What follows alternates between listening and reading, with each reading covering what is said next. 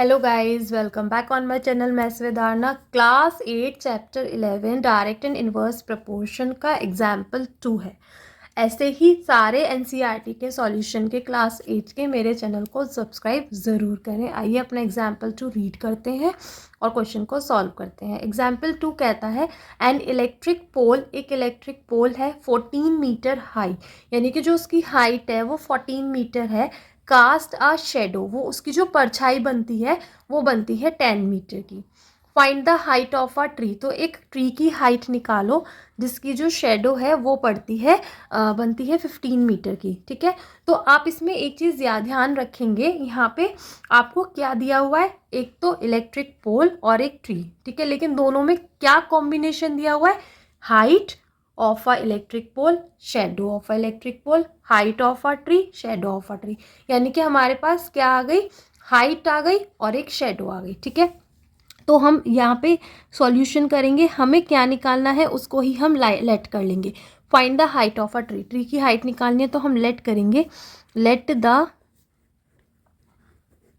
Height of a tree be x metre. ये हमने क्या कर लिया, लेट कर लिया। उसके बाद देखो हम इसमें एक्स और वाई मानते हैं, तो यहाँ पे हमें क्या दिया हुआ है, एक तो हाइट दी हुई है। ठीक है, हाइट भी किस में है, मीटर में है। एक शेडो दी हुई है, लेंथ ऑफ शेडो, वो हमें भी किस में दी हुई है, मीटर में दी हुई है। तो हमारे पास दो चीज़ें आ गई, हमें एक्स और वाई ही पता करना होता है, तो हमारे पास दो चीज़ें आ गई हैं। उसके बाद देखो हाइट, किसकी हाइट, इलेक्ट्रिक पोल की कितनी है, 14। अगर हाइट 14 है तो उसकी जो शेडो है वो कितने की बन रही है, 10 की। ठीक, अब हमें क्या निकालनी है, हाइट। ठीक है, किसकी, ट्री की, वो मैंने क्या मान ली, एक्स। उसकी जो शेडो है उसकी लेंथ कितनी है, 15, यानी कि यहाँ पे आ गया 15। हमारे पास एक्स और वाई आ गई। अब हम चेक करेंगे, टेबल हमने बना ली, टेबल बनाने के बाद हम चेक करेंगे डायरेक्ट प्रपोर्शन है या इनवर्स प्रपोर्शन है। तो देखो, अगर किसी चीज़ की हाइट बढ़ रही है, ठीक है, सेम टाइम पे, यानी कि मान लो हमारा जो एक ही लाइट के आगे हम खड़े हैं, ठीक है, तो जो शेडो बनेगी लंबे आदमी की लंबी बनेगी, छोटे आदमी की छोटी बनेगी। यानी कि अगर हाइट बढ़ती है तो शेडो जो है हमारी उसकी लेंथ भी क्या होगी, बढ़ेगी।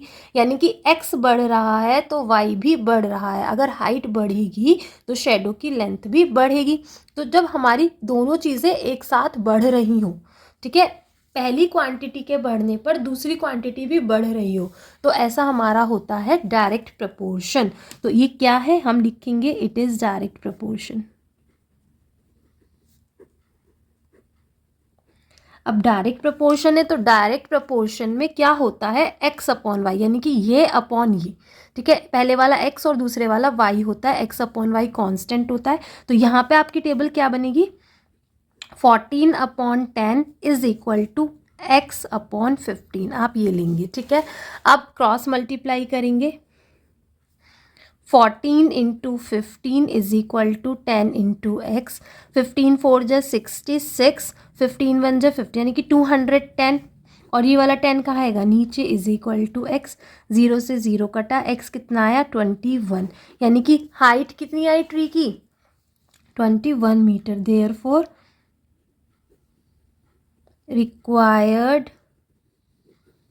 Height of a tree 21 metre. Hope आपको वीडियो अच्छी लगी हो तो चैनल को सब्सक्राइब ज़रूर करें। Thanks for watching.